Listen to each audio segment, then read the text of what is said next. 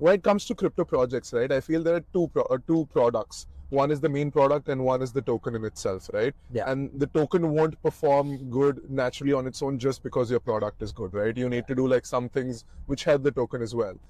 As investors, it's the GP's responsibility to give returns back to LPs. So token returns become like huge important. So what are some points? What do you think would do well for tokens? Yeah, I think just make sure like token design is everything. This token needs to have utility. Right. And I think that's like number one.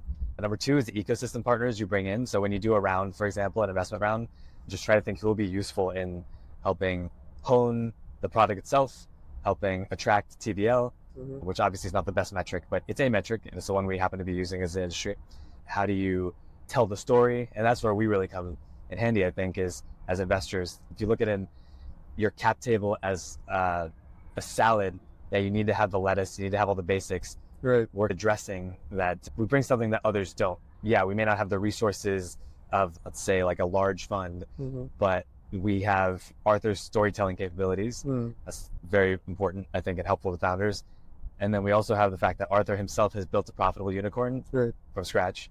He was out there, and just like all the other founders, at one point in time, with a pitch deck, asking people to listen to him. And it was very early back then. It was probably a lot harder than it is now. And he can relate with everything that founders are going through, and can be very helpful with key decision points. Given that he's done a lot, he's created billions of dollars of value, and he give people the playbook on do's and also don'ts, because there's some mistakes he made that he knows, I made this mistake, you shouldn't make the same one. Right. What are some things that are absolutely like a deal breaker when you're investing in a founder? Yeah, I think I mentioned to you, right, integrity. Like anything that looks shady, anything I've heard from other people in terms of the founder saying one thing and doing other things, that is a huge red flag. It can be a deal breaker. Valuation for us, we're very valuation sensitive. That like people come to us saying, we're raising at 100 and the product's not even out yet. Are you raising just on TAM? That doesn't really make a lot of sense, because then everything is worth infinite, right? If you're just raising on TAM. Maybe you're raising on team, so there's some exceptions here and there, but like track record. But generally speaking, valuation for us is a deal breaker. So if you don't have a good justification, I always ask people, right, like, why are you, on what basis have you decided, maybe pick this valuation? And often the answer is like a non-answer. And that's for me like a red flag. Okay, if you haven't thought about this, just making up a number. But if there's a thoughtful number, numerically derived source for that number, then that's more compelling. But yeah, that's another deal breaker for us.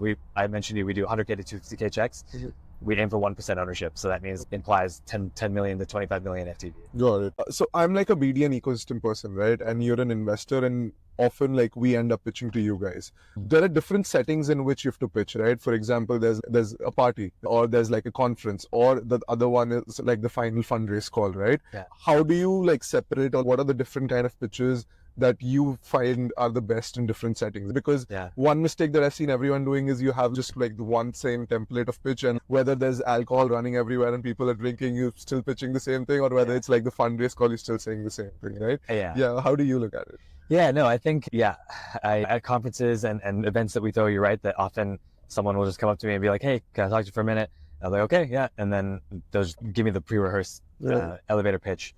Yeah, I agree with you completely. It's a bespoke model for each setting is probably going to serve those founders better. Also because it sounds like it comes more from the heart when it's, okay, I'm in a party setting, so I'll just convey this in a way that demonstrates that I have an intuitive understanding and connection with what I'm building, versus like it's just this pre-rehearsed thing and I just have to do it. But I totally get it, as I've never been a founder. It's way harder than what I'm doing, that's for sure. And I know that sometimes I feel like maybe this is my one shot.